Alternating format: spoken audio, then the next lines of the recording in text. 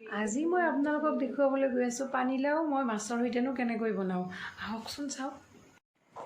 এয়া ধুনীয়াকৈ মাছখিনি ধুই লৈছোঁ। মাছখিনি এতিয়া ভাজিম, নিমখ হালধি সানি লৈ তেনেকৈ মাছখিনি ভাজিম। আৰু আজি পানীলাও দিয়ে বনাম। মোৰ লগৰজনীয়ে তাই পানীলাওখিনি কাটি দিব, যোগাৰখিনি কৰি দিব, আদা নহৰু এইখিনি গোটেই যোগাৰখিনি কৰি দিব। আৰু মই এতিয়া মাছ ভাজিম।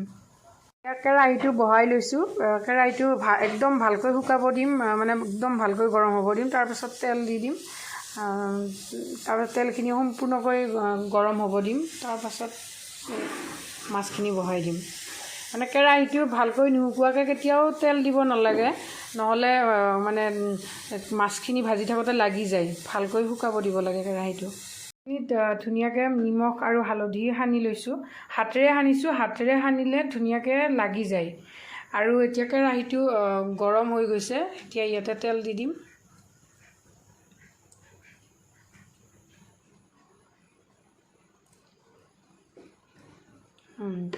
তেলটো ভালকৈ পকিব দিম, একদম সম্পূৰ্ণকৈ পকিব দিম।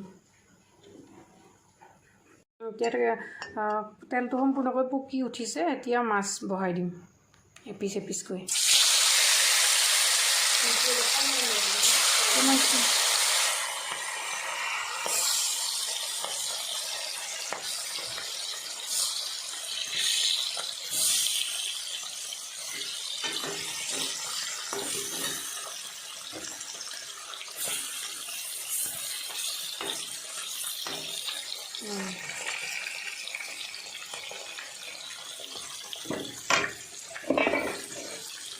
এতিয়া অলপ সময় ঢাকনিখন লগাই দিছোঁ।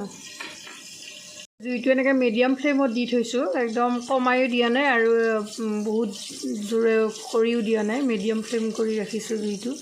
এবাৰ ওলটাই দিম। ঢাকনিখন গুচাই লৈছোঁ।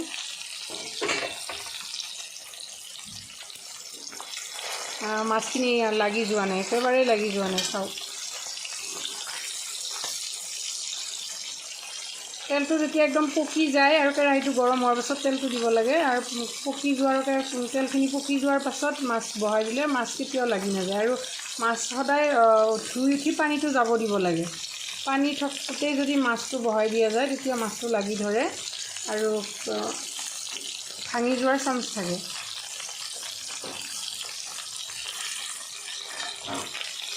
এতিয়া একেবাৰে লাগি ধৰা নাই, চাওক। গোটেই মাছখিনি ওলটাই দি দিলোঁ। অকণমানো ভঙাও নাই, অলপো লাগি ধৰাও নাই।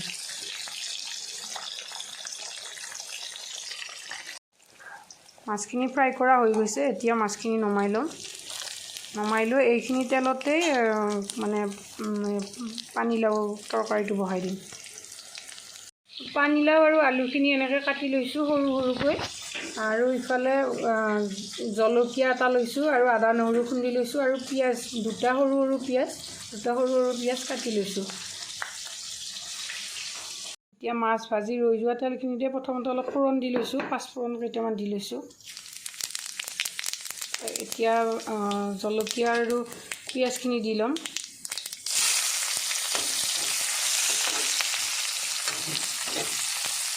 এইখিনি ভালকৈ ভাজি ল'ম। তাৰপাছতহে আদা নহৰুখিনি দিম। মই মানে আদা নহৰু তেলতে দি দিম।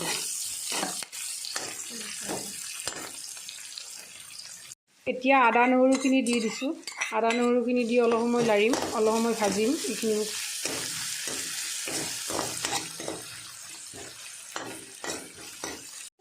এতিয়া পানীলাও আৰু আলুখিনি বহাই দিছোঁ ইয়াতে।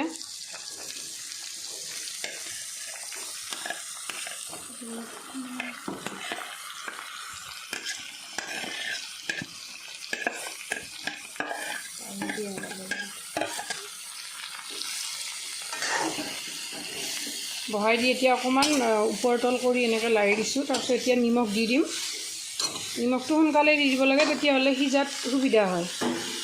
নিমখ মানে যিমানখিনি আৰু মানে তৰকাৰী বনোৱা যাব সেই অনুপাতে নিমখটো দিব লাগিব।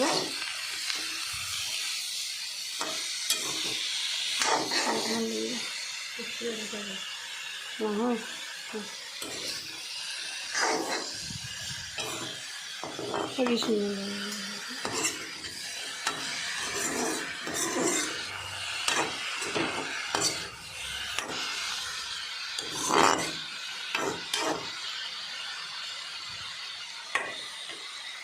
এতিয়া অলপ সময় ঢাকোন মাৰি থৈ দিম।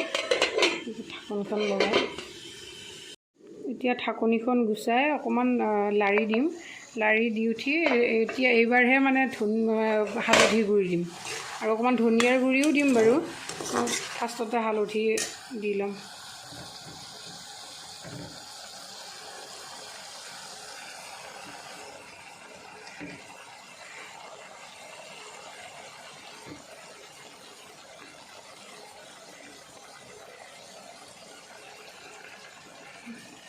হালধিখিনি দি ধুনীয়াকৈ মিক্স কৰি দিম। লাৰি পেলাই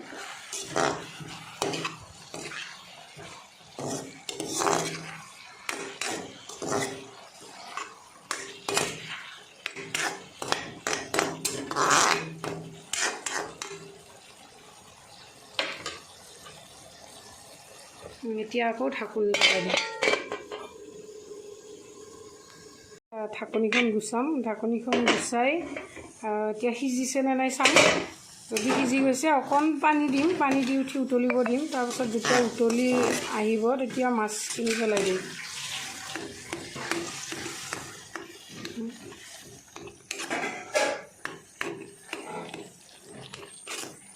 সিজিছে, গোটেই হেৰিখিনি সিজি গৈছে। এতিয়া অকণমান জুইটো বেছি কৰি দিছোঁ।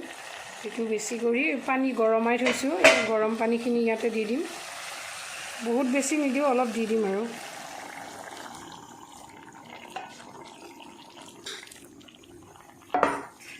এতিয়া ভালকৈ উতলি আহিব দিম। যেতিয়া ভালকৈ উতলি আহিব তেতিয়া ইয়াতে মাছ পেলাই দিম।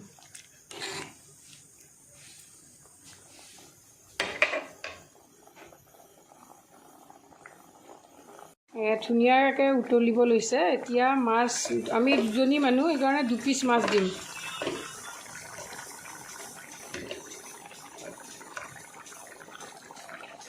দুপিচ মাছ পেলাই দিছোঁ। দি এতিয়া আকৌ উতলিব দিম। উতলি যেতিয়া পানীখিনি কমি যাব তেতিয়া নমাই থ'ম। মাছ দিয়াৰ পাছত ধুনীয়াকৈ উতলি আছে আৰু অকণমান ধনিয়াৰ গুড়ি দিম ভাবিছোঁ। অলপ ধনিয়াৰ গুড়ি পেলাই দিম। বেছি নিদিওঁ, অকণমান দিম। মানে এইটো ধনিয়াৰ পেকেটৰ গুড়ি হয়, সেইটো কাৰণে বেছি নিদিওঁ, অকণমান দিম। ধনিয়াৰ গুড়ি অকণমান দি দিলোঁ।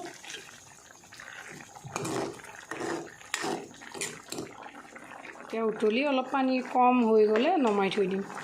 এয়া চাওক ধুনীয়াকৈ উতলি আছে আৰু এতিয়া ইমানখিনি জোখতেই ৰাখি দিম আৰু এতিয়া নমাই থৈ দিম। এতিয়া গেছ অফ কৰি দিছোঁ দেই। আৰু অলপ সময় ধুনীয়াকৈ ঢাকনি লগাই থৈ দিম।